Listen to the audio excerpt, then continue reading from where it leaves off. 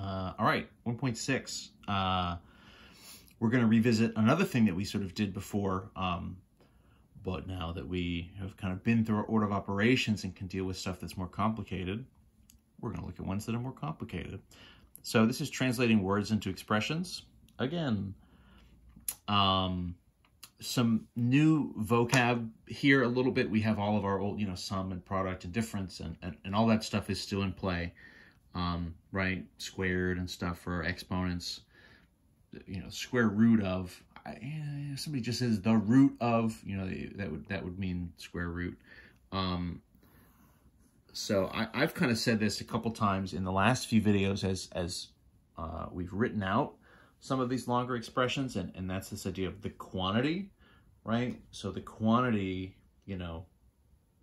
3 plus 7, right, or sort of x plus 7 or something. The quantity, thing plus thing, thing minus thing, whatever you want to do. That sort of phrase, the quantity, a lot of times will indicate some sort of grouping, right? Will sort of indicate parentheses. Where the other way that this can be done is sort of using a comma. So you might see something like, what would it be? 15 minus 7 sort of comma, right, multiplied by 6 or something. I don't know. I'm saying we're going to see different examples of these, but chunk of math, comma, multiplied, right, divided by another thing. That sort of comma, right, that's sort of an English way, kind of a language way of grouping to a certain extent, and so in that way we'll kind of end up doing the same thing and sort of grouping the math. Let me write out a couple examples. We'll start with something that's pretty similar to what we've done. So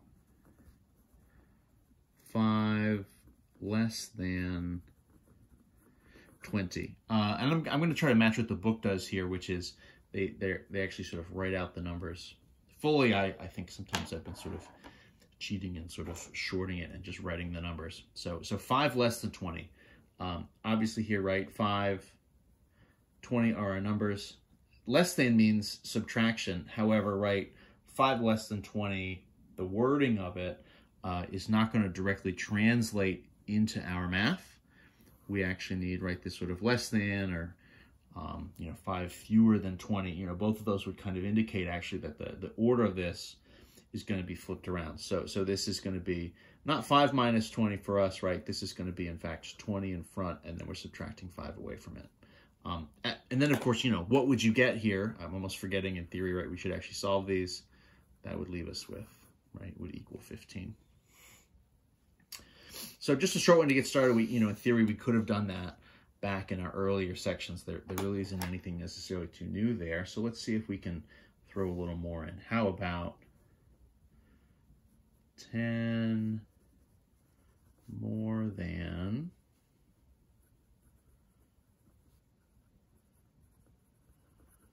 3 squared? So 10 more than 3 squared. So obviously, right, 10 is 10. 3 is 3. I mean, this really is not just 3, I guess, but it's 3 squared, kind of comes as a package deal, right? So it's 3 raised to the 2. If you have more than just the number squared, you might indicate it, again, with the comma or that sort of the quantity squared, right? The quantity, 7 minus 3 squared, right, would be sort of a 7 minus 3 in parentheses, and then the whole thing gets squared.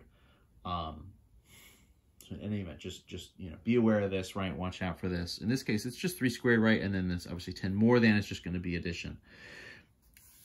This, right, addition is commutative, so we don't really need to worry too much here about the order. We can essentially just get 10 plus 3 squared just kind of directly in order without really doing anything super fancy. Obviously, our 3 squared here will come first is 9, and then just carry down this sort of plus 10. Oh my gosh, we're getting 19 again. Can't avoid it. All right, so let's keep it going. Let's do 12 minus 4, You're probably yelling at the screen, it's 8, it's 8. It's like, yeah, I know, hang on. So 12 minus 4, comma, right, multiplied by 2.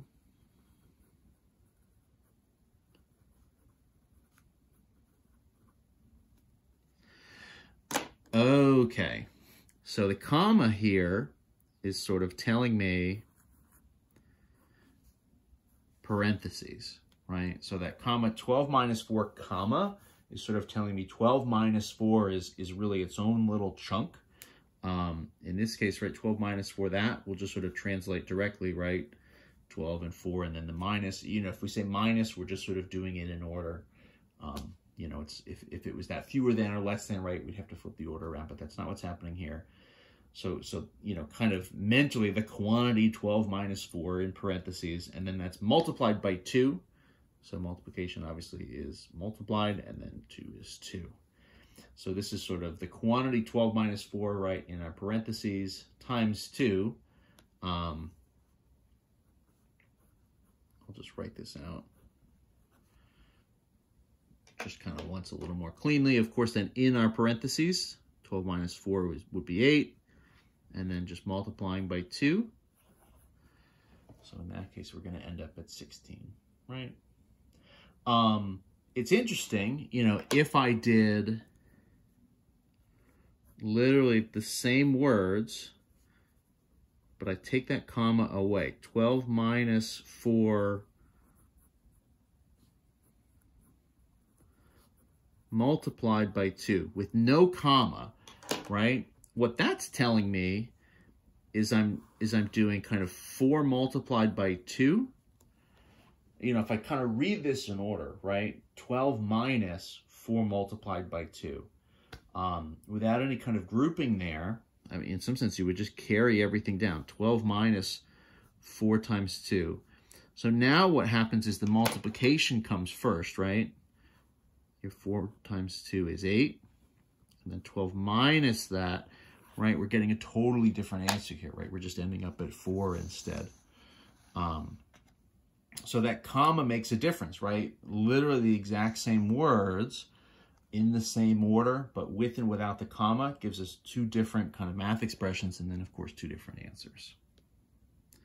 So be aware, right? Comma's quantity. Let's do square root.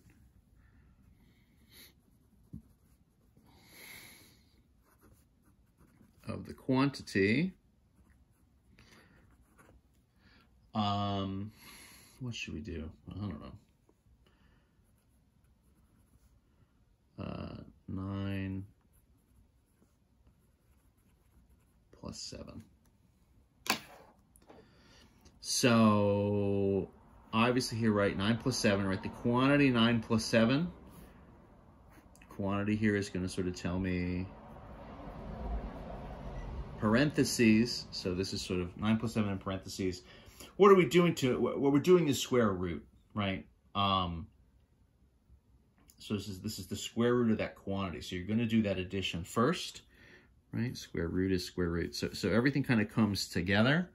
Still in the frame? Yeah. So combined, this is going to be kind of the root. I'll put the parentheses in here. You really don't need it, right? We said our square root is kind of its own grouping symbol. Everything under a root is effectively in a parentheses. So this is 9 plus 7 first, which would be 16, of course, right? We need that. Although this is an interesting one, right? That's 16. So then the root of 16, right, square root is going to be 4. I'm going to run out of space, but I'm going to try anyway just because I'm greedy. If I wrote the same thing here, let's sort of write it out and see what we think. Let's do square root of 9 plus 7, right? So versus as an alternative here, without this sort of quantity phrasing, what this would read to me is just square root of 9 by itself, and then plus 7 afterwards outside of the root. You know, this happens to just be ones where the numbers here actually would still work, right? The square root of 9 would be 3, and then plus 7, of course, would be 10, right? But that phrasing with the quantity of tells me that you're doing that.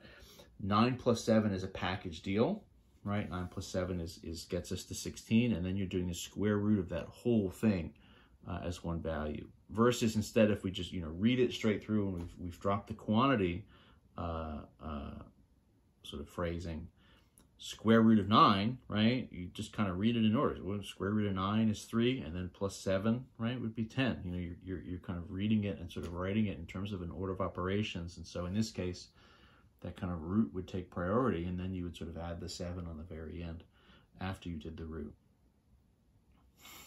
So a couple variations there, just like with the order of operation. We could do examples all day to a certain extent, right? There's lots and lots and lots of different ways that you can sort of write these.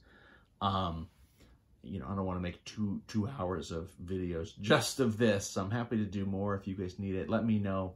I'm always happy to run a few more examples and sort of post them.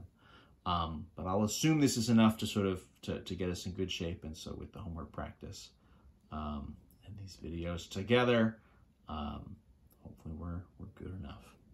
That's the end of 1.6, which is also for us the end of chapter 1. We will move on to chapter 2 after this. There's a section 1.7, but we're skipping it. I shouldn't have even mentioned it right now because off the top of my head, I can't exactly remember what it's about. So we're going to essentially pretend it doesn't exist.